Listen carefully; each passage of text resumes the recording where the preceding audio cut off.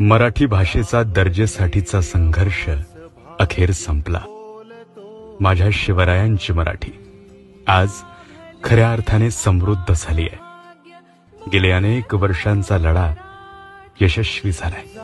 मराठी भाषेला अभिजात भाषेचा दर्जा मिळालाच। आता अभिजात भाषा म्हणजे काय?